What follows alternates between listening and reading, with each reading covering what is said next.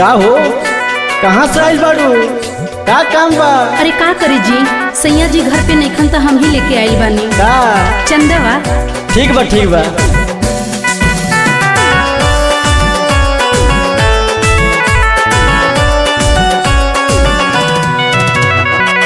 का बट तोर गाँव हो, का बट तोर नाम हो, का बट तोर गाँव हो, का बट तोर नाम हो।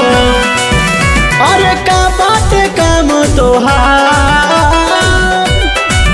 लिखी 10 किलो चीनी, लिखी 10 किलो आटा, लिखी 10 किलो चीनी, लिखी 10 किलो आटा, 10 किलो लिखी फल फलहार और लिखाए बाबू चंदा 1000 और लिखाए बाबू चंदा 1000। हेलो हेलो विक्रम पंचायत के रहने वाली झरिया देवी की तरफ से हजारों हजार रुपए का दान राशि आया है।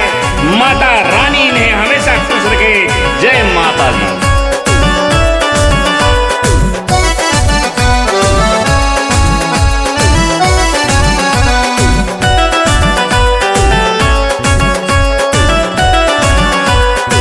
सुनी सुनी और ये पूजा के सामान लेके आइल बनी वो लिखी। का हो कलसा ढकनिया लिखी का पसादिया माइक चढ़ावत बनी लोला की चुनरिया। मैया ने तोहरा के रखस हरदम प्यारा, आज यह खाए दहिया चली भंडारा, आज यह खाए दहिया चली भंडारा। और लिखी का हो लिखी 10 किलो आलू, लिखी 10 किलो टमाटर, अरे का में चली हो भंडारा में हो।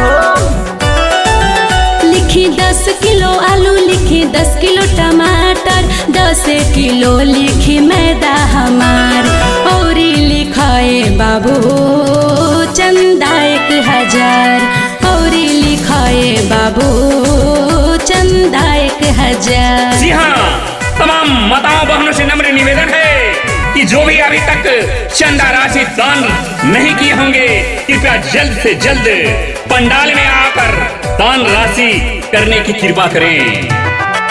सुना बाबू, माई की कृपा से कोनो चीज के कमी नहीं खे। जब जब नवरात्र आई ना, माई के चरण में हम हाजिर रहब। मैया के दिला से होई नहीं कम हो, जब नवरात्र आई आ जाइब हम। कृपा बनौले रही है तो पे महातारी, ऐसे ही तू आवत रही हमारी के दुआरी, ऐसे ही तू आवत रही हमारी के दुआरी। और नाम पता बताओ सही सही का बहो। गाँव लिखा बसरिया, नाम बाटे हमर झरिया। गाँव लिखा बसरिया, नाम बाटे हमर झरिया। पति के नाम लिखा शशिकेश कुमार और लिखाए बाबू चंदा 1000